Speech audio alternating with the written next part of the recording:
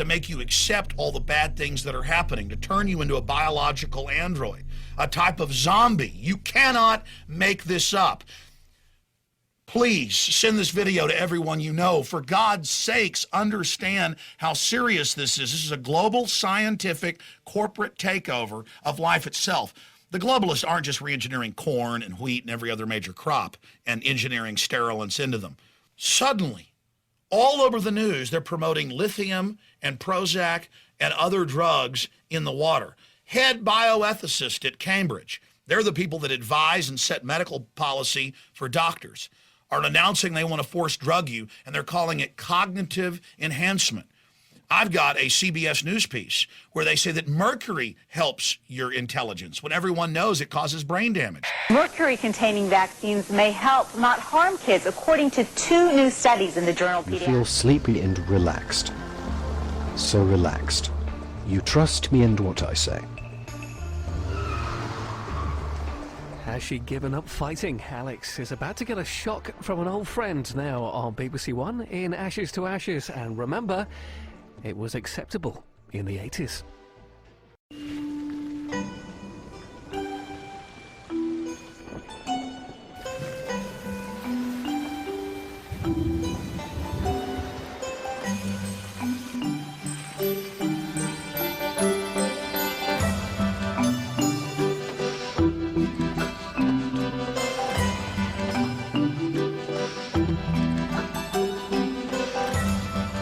Well now, with some strong language on BBC One and BBC HD, the weather's a top talking point with Andrew Marr in Britain from above.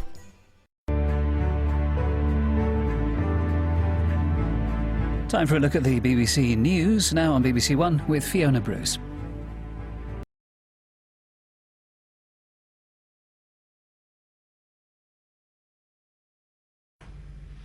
Okay, we're off. Hello, David. Hi. What message have you got for the journalists who work at the BBC? Well, journalists who work for the BBC, and I was one, the message is think for yourself, and don't take the norms in society, and this is what I would say to any journalist, don't take the norms in society as the point of reference for how you see the world and how you report the world, because that's what happens. I saw it in journalism myself. People say, so you're saying that all journalists are involved in, they're all manipulating. No. What happens in journalism, mainstream journalism I'm talking about, is they take the norms in society at any point, and that's their point of reference. So anyone that is saying or doing things outside of those norms is in my case, ridiculed because they're outside the norm.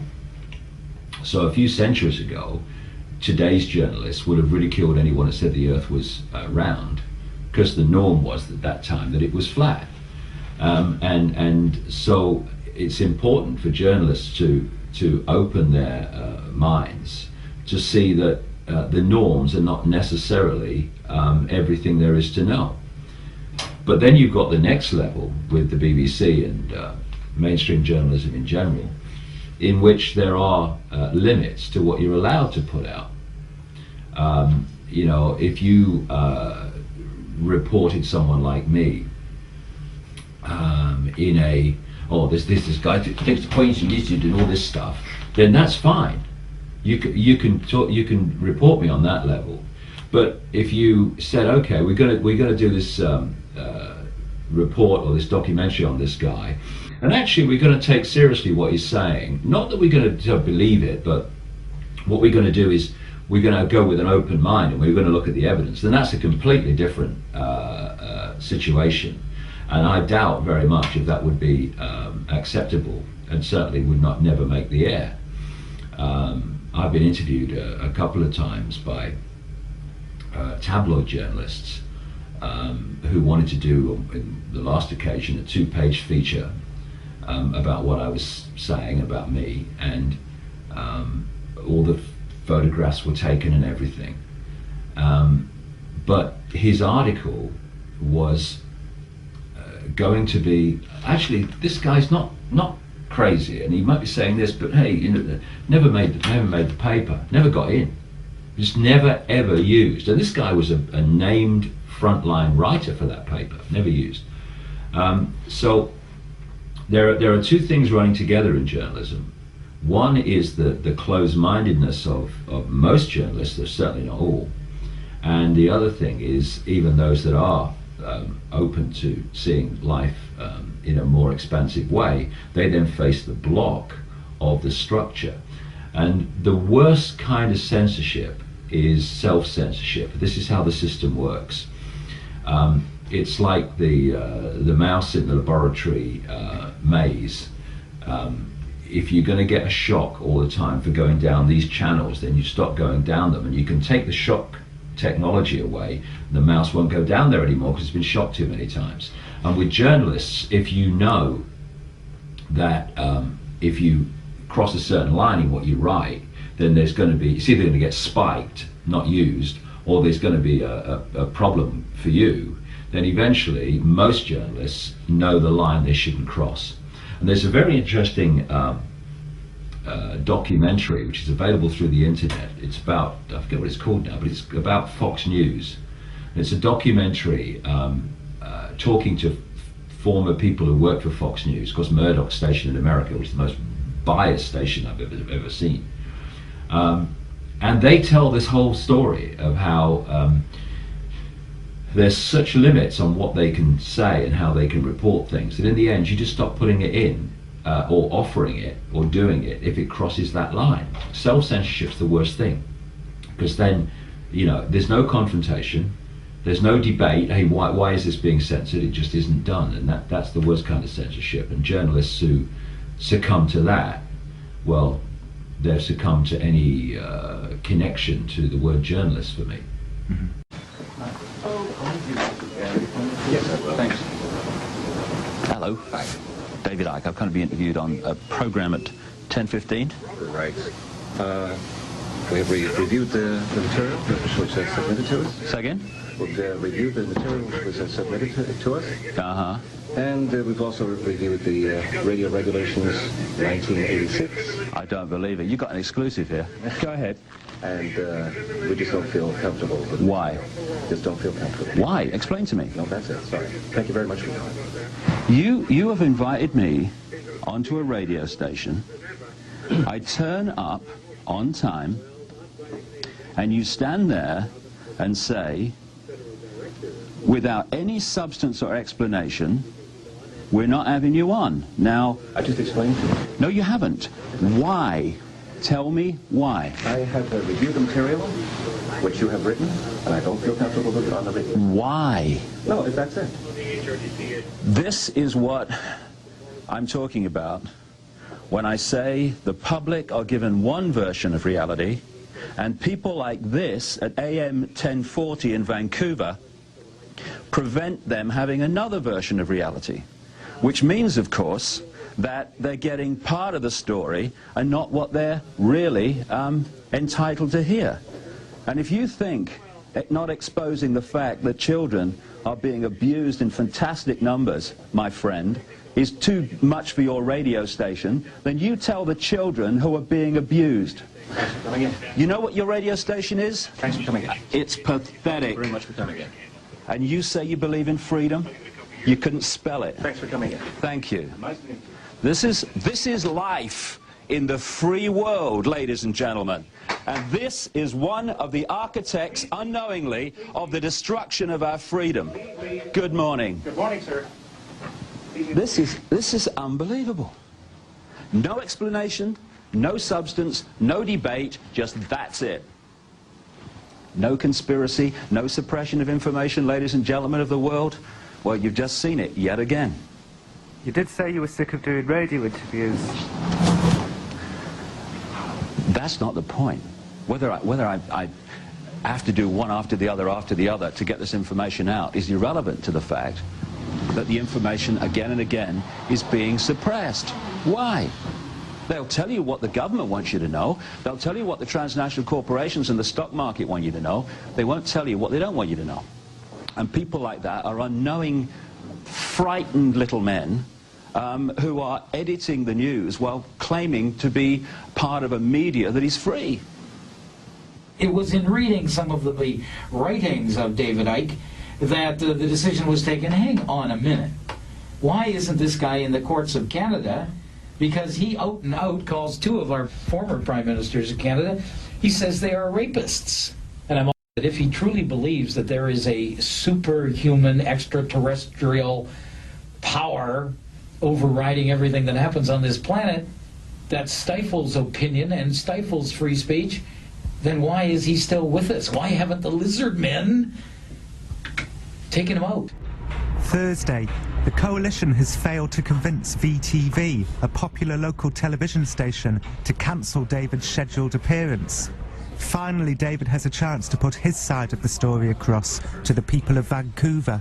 Joining me now is David Icke and SFU psychology professor Dr. Barry Beierstein, who is also president of the BC Skeptic Society. Dr. Beierstein, whether or not Mr. Icke's theories make sense, why do you think he has a following when a lot of people would think that the ideas are completely out of this world? What research have you done on that? I'm just trying to just get this question from nothing. Beyer. And you make Dr. statements Beierstein. like that. That's nonsense. Well, I think the nonsense is in the other side, but that aside, your question was why do people believe it? Well, I think people like to enchant themselves, and this is classic mystery mongering. People want there to be grand conspiracies, and they want the world to be an even more mysterious place than it is, and they want simplistic, pat answers for why they're not happy, why the world isn't the wonderful place they think it should be, and that is more satisfactory. Professor? Just a minute, let me finish. That's more satisfactory psychologically than the sort of thing that science and decent scholarship will say. Well, let's get Mr. Icke to respond to that. Professor, did you major in patronizing the people of British Columbia? Because you really ought to have done. Tell me about... Hold on a second. Hold on a second. Let's stick with your silly ideas, not the people that believe them. Okay. Let's talk about, first of all, why Jewish groups are calling you anti-Semitic. Because I'm getting too close to the truth. When you get too close to the truth, they can assassinate you, or they can assassinate your character. In my case, they've chosen the latter. How would you respond to that, Dr. Beierstein? Don't get into these convoluted and paranoid fantasies that people are trying to shut you up. I mean, and what are you doing? You're on one of the biggest media outlets in Vancouver right now. That's hardly shutting you up.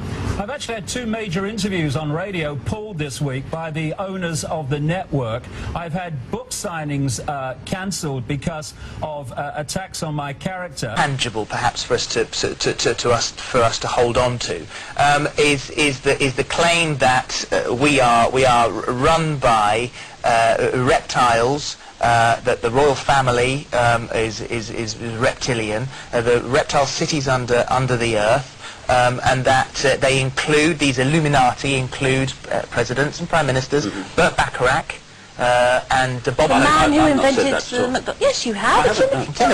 Burt Bacharach attends a place called Bohemian Grove, along with people. I've named people that attend Bohemian Grove. And suggesting that they're part of the Illuminati. I have named certain people as part of the Illuminati, but other people attend that place and we're not. Well, this is an easier one for us to sort of get a grasp on than you know, sort of the cosmos as a whole. Is the belief that our royal family are shapeshifters. Well, where have I got this from? I mean, did I sit in a darkened room and think, you know, I think that's what it is. I have travelled to more than 40 countries over 14 years. I've talked to thousands of people from every walk of life you can imagine. And once you start to get a reputation for this, you become a magnet for people who know things but don't know how to get them out, so they come to you. And this whole idea of non-human entities manipulating our world by, if you like, possessing the human form of certain bloodlines has come to me from endless sources of people from, like I say, every different walk of life you can imagine, who told me their experiences, from people who've experienced seeing members of the royal family in this strange non-human state. I got a call from a lady in America who is the head of an organization called Parents Against Ritual Abuse. I hadn't gone public on this reptilian thing at all at the time, and I was talking to her about the scale of child satanic ritual abuse in America. In the middle of this conversation, she said to me, "Can you help me?" She said, there's something I don't understand. Can you explain why so many of my clients tell me that during these rituals the participants turn into reptiles? And this has come to me from so many different sources. Then you go back and you look at the ancient accounts in Asia, South America, Australia, North America, of accounts of what happened to them in the ancient past. And what do you find? You find again and again this constantly recurring theme of entities moving between human and reptilian They can't be form. happy that you're sort of outing them. Why haven't they killed you? Well, what's kind of interesting is that the attempts to stop me speaking in public and the attempts to stop my books being published massively increased once I introduced the reptilian element to it. I have had a tremendous... An element of a bestseller there then, eh, David? And a Let's put tremendous something strange in. amount of effort to stop me speaking in public, not least in North America. Why, if I'm crazy, just leave me to it. Well then, you see, you take symbols like the ancient symbol of the dragon, which is all outside the city of London on the boundaries, presumably the dragon on the Welsh flag. You make a reference to the frog prince, therefore not being a fairy tale because a human has to kiss an amphibious reptile thing. George and the dragon, I suppose. These are all, you think, mythical but real. Well, when you go back to the ancient world, you find that symbolism they use for many things turns up in the modern world. And of course, to people that don't understand the symbolism, have not been initiated into the knowledge, they see the symbol and that's it. But the people behind this manipulation to a global Orwellian fascist state, now I've been talking about this in my books for 14 years. Is anyone really still today so naive that they're not looking around them, particularly since 9/11, and seeing that we are moving daily into this Orwellian global fascist state? Well, we've reached the level that the law is now being changed, so when you enter American airspace in a plane, you can't queue for the toilet. I mean, what else in our lives is going to be controlled? Since 9/11, we certainly live in a very, very different world. Where so who was behind 9/11? Well, it takes a big old leap of faith to jump into the fact that it was actually caused by lizards. Well, you're talking on that level. When you read this book, Alice in Wonderland and the World Trade Center disaster, one of many, many books produced since 9/11, with real research and real journalism, you see that the official story of 9/11 is taken apart. It had to be caused and orchestrated within the borders of the United States.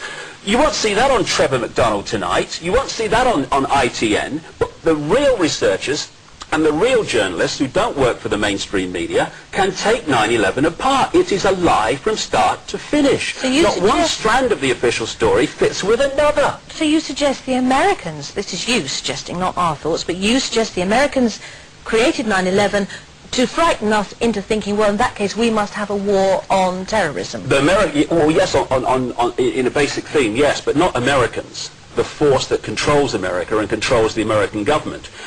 The technique of which 9/11... Which is the city here? Sorry? Which is the city here in the UK? Well, it effectively controlled from Europe. America has been set up as a big bad Satan, so everyone's looking over there. That's where the power is, America, when the real power is actually in Europe, in the secret society network, where the center of the secret society network is. But 9/11 is a classic example of a mass mind manipulation technique I've been writing about for years, which I call problem, reaction, solution. You want to change society in a way that you know if you offer it openly, you'll get a reaction against it. People say, we're not having this, what are you doing? So you play this technique, dead simple. Stage one, you create a problem. You make sure that someone is immediately blamed for it, so the public focus is, oh, that's the villain, so they don't open-mindedly look at who could be behind it. Stage two is you communicate the official version of that story to the public through the media, mainstream media, unquestioned. So you want the public at stage two to say, this can't go on, something must be done, what are they going to do about it? And then at stage three, you openly offer the solutions to the problems you created, which are changes in society, like we've had since 9/11, that fundamentally advance the agenda to the global fascist state. Ask me back in 5 years' time, Well, and you'll be asking different if we're questions. here after the Bible Code man who said we would all be blown up by 2006. David, thank you. It's lovely to see you. We've known each other for years, and thank you for coming in. And the book, Tales from the Time Loop, there it is. And Alice in Wonderland, the World Trade Center. And we'll see you after the break. Welcome back to Wogan Now and Then. I first interviewed my next guest in 1991. Before then, he was best known as a popular BBC sports presenter, but by the time he'd appeared on Wogan, his life had taken a dramatic change. He proclaimed he was the son of the Godhead. He wore turquoise, as he believed it brought him closer to God. Have a look at this. So evil has been in control of the planet for 12,000 years. It has been the dominating force. Evil's not the right word. It is imbalance. But it has been increasingly in control. As I repeat, survey the world, ladies and gentlemen.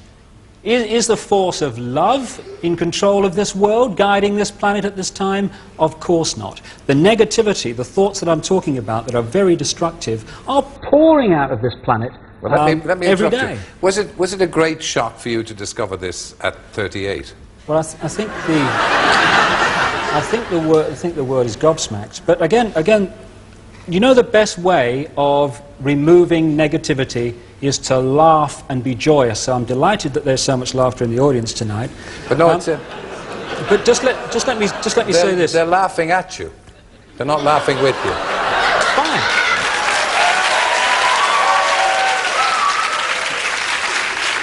I didn't mean that to be hurtful. I don't want you to misinterpret it. They're not laughing in sympathy with you. So while 15 years ago he was ridiculed for his prophecies about natural disasters around the world, and now he has a controversial new view about who really is running the world. I'm delighted that he's agreed to come back. David Icke.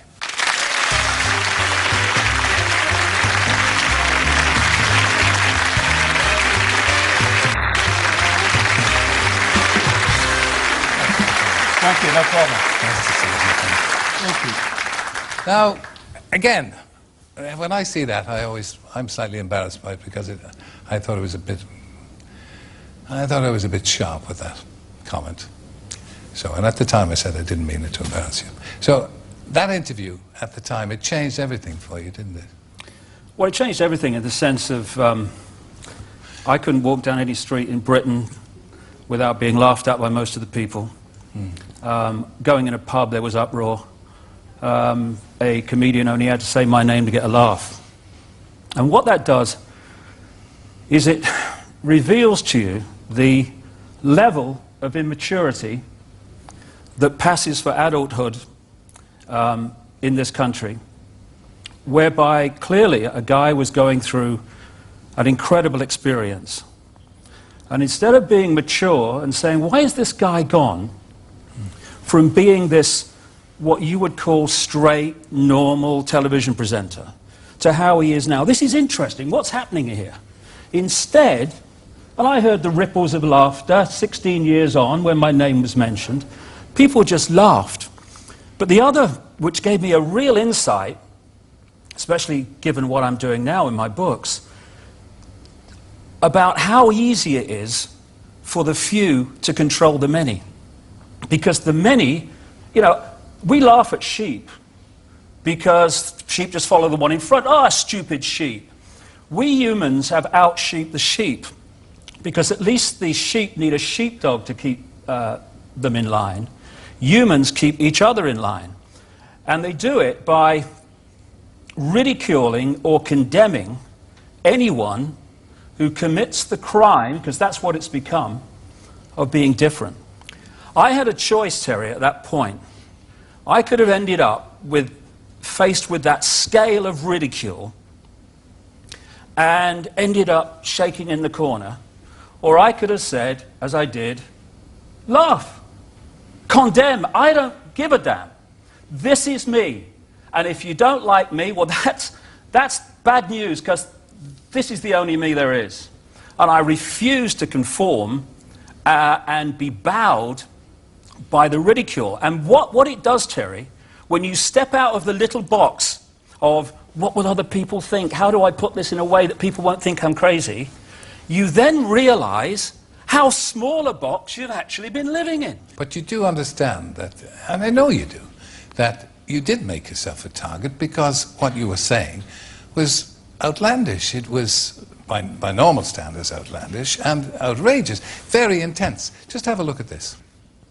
What about eruption? When may we expect tidal waves, eruptions, earthquakes?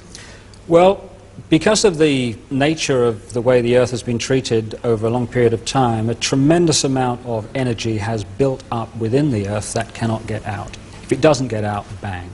So this is going to be released in a controlled manner, as controlled as possible, through earthquakes, through volcanoes and such like. If they don't happen, this is not punishment. If they don't happen, there is no Earth. You see, you're still obviously bitter about people's rejection of your ideas. No, absolutely not. What I am is frustrated at watching Orwell's 1984 unfold in front of our eyes by the day while people focus on who shot Phil Mitchell. That is frustrating, because my children and your children, thank you, are going to have to live, indeed, in the timescale, so are we, because we're living in it now, when the most basics of freedoms are being taken away. Yeah, and this is happening all over the world, and it's coordinated. Now, if people want to think that that's all happening by accident, please be my guest. I don't give a damn. But who is, the evidence it? is that it's not. Eh? If it's controlled, it's not happening by accident. Who is controlling people or trying to control them? Well, there is a network of families that you can take back to the ancient world, to places like Babylon, Sumer, which is now Iraq. You can chart them through to Rome, where they were responsible for the Roman Empire and the creation of the Roman Church. God save us from religion, by the way. And then they came up into Europe to become the European aristocracy and royal families. Then through the great empires of Europe, especially the British Empire, but others too, these family bloodlines and the secret society network through which they manipulate themselves into power were exported all over the world. And then when the point came where the European colonial powers appeared to give independence to these countries, that was only on the surface. What actually happened was the family bloodlines and the secret society network through which they manipulate was left out in these former colonies, and they've gone on controlling them ever since. So what you have is a hidden hand where events are manipulated, like 9/11, which not just me, but endless other researchers now around the world have taken apart the official story. It insults the intelligence of a 10-year-old. And you have a hidden hand manipulating events, and the whole goal of it is centralization of power to the point where humans are little more than controlled clones. Who is the hidden hand? I mean, who are these hidden hands? This network of families I'm talking about. You find that people that are in positions of apparent power, like prime ministers and presidents, are actually puppets of the real power, which doesn't put itself on public display. Why would it? I mean, does anyone really think that George W. Bush is running America? He probably couldn't tie his shoelaces, never mind run a country. Let me tell you this. Tell me about the project for the new American century. Tell me about it. I know nothing about it. Exactly. Well, let me tell you then something that you should know about. And this is written down. In the 1990s, an organization was created in America called the Project for the New American Century. The people who created it were the people that have run the Bush administration from the moment it came to power. In the year 2000, in September, the Project for the New American Century produced a report, a document, calling for a series of conquests of countries, one of which was Iraq. It actually says in the document, words to the effect of, we must use the excuse of Saddam Hussein to go into Iraq. But look, can I interrupt? No, hold a second. No, but honestly, no. Honestly, you see this? See, but this is the thing, Terry, you see. No, but honestly. You say to me... America is an open society, isn't it? Oh, please. It's not an open society. I've got some seafront property in Birmingham, Terry, you might like to buy, mate. Honestly. Please. David. And they say I'm crazy and weird. America is an open society. My Well, God. I thought in my innocence that most Americans would know what was going on in America. God. But it's all, you know it all, and... Oh, see, now you talked about cheap jibes. That's a cheap jibe. No, it's I'm not. not claiming I know it all. I'm saying that I've been to 40 countries. I've spent enormous amount of time in America talking to people who do know what's going on, victims of what's going on, and I'm passing this over to people. But Now, don't yeah, sure. You see how preposterous it is? What, the fact that you think America's an open society? No. Absolutely ludicrous, Terry. I've never heard anything so stupid in my life. Okay. Thank you, ladies and gentlemen. David Icke, thank you. Good luck with your mission. Pleasure. Thank you. So join me after the break, and I'll be chatting to Ulrika Johnson about life in the tabloids. You'd be mad to miss it.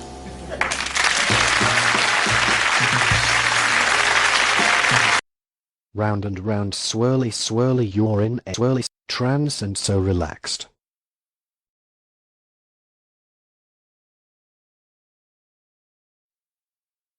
I can't believe we get away with this. It's ludicrous how they can't notice the state they're in being programmed like a load of lemons. Look, some of them are actually rocking back and forth dribbling. Good God. Hello, I'm Kate Silverton with your 90-second update. This is what police believe canoeist John Darwin looked like in the 5 years he was missing. They hope the photo will jog people's memories about where he was during that time. Mr. Darwin's appeared in court accused of insurance fraud. Lee and Rachel Baker ran a care home in Somerset. Today they were arrested on suspicion of murdering 5 elderly people. The bodies of some residents at Parkfield's home in Butley were dug up for tests. British forces are set to be in Afghanistan for a few more years. Gordon Brown's promised continued UK support in the fight against the Taliban. He's been visiting troops there. Jose Mourinho doesn't want to be the next England football coach. The former Chelsea boss has ruled himself out. He did confirm he'd spoken to the FA. And this is a long-eared jerboa. It looks like a mouse-sized kangaroo. It's the first time it's been caught on film. Experts say they're in danger of extinction. Over to Bob for the weather and funnies. A murdering mob, some ugly Bugs Bunny. With a Valentine's card from a ghost town that's haunted by the National Guard and America's least wanted. Coming up next, we got more global warming. The greenhouse effect on the Beatles reforming. A miracle diet of water and lettuce. Los Angeles riots. More after this message.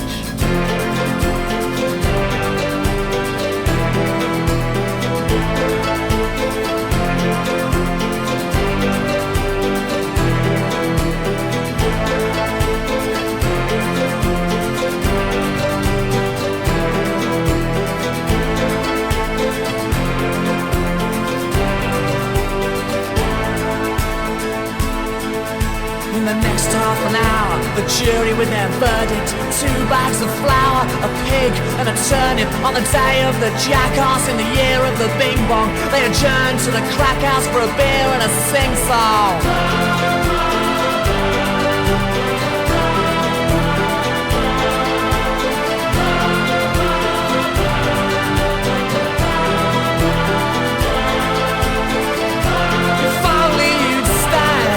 To the end of this story, I'll tell your mum and dad not to worry. I'll love you forever when the TV is gone, and I'll love you now when it's on. Potatoes and meat from the heart of America to the eyes and the teeth and the arsehole of everywhere, for the great of the good and the love of the nation, to the boys in the hoods with a crucifixation. Cable the network to the land of the plenty where the tables are set, but the cupboards are empty. It's sexy, it's groovy, it's big and it's clever. Turn on and tune in and switch off forever. Turn on, tune in, switch off forever. Turn on, tune in, switch off forever. Turn on, tune in, switch off forever. Turn on, tune in, switch off forever.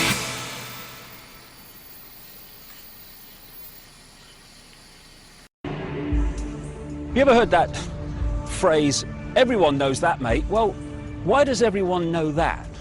Well, it's because this system is controlled by what I call repeaters. They're people in the situations of power and influence who just repeat what someone else tells them. A doctor is repeating what they were told at medical school and what the drug companies tell them. You've got teachers who repeat what they learned in their exams and what they learned at teacher training college, and they repeat that to the next generation. And the great repeaters are what pass for journalists. This is that area outside Parliament where they stand there doing their pieces to camera, telling people what's going on.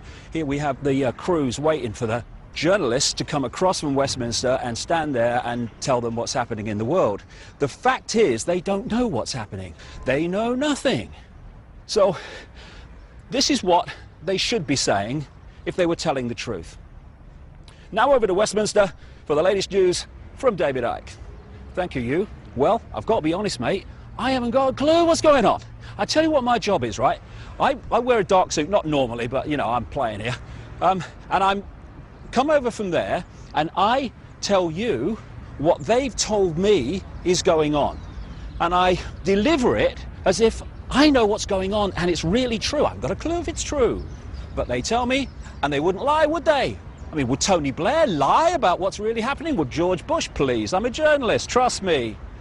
And so, what we call news, what you get paid a lot of money for reading Autocue about, is merely propaganda that they have told me and I tell you.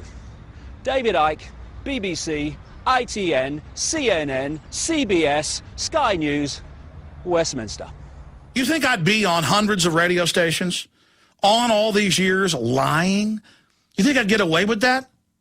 I've already given you all the evidence and all the proof. Why don't you just go check it out for yourself? When I get up here and tell you Anwar al-Awlaki, I told you this 5 years ago, is CIA operative behind finding these mentally ill Muslims to carry out badly coordinated attacks as a pretext to take our rights, if that wasn't true, I'd be crucified. But people send me emails saying I'm lying about AP and Fox News. I'm not lying about any of this. I'm telling the truth.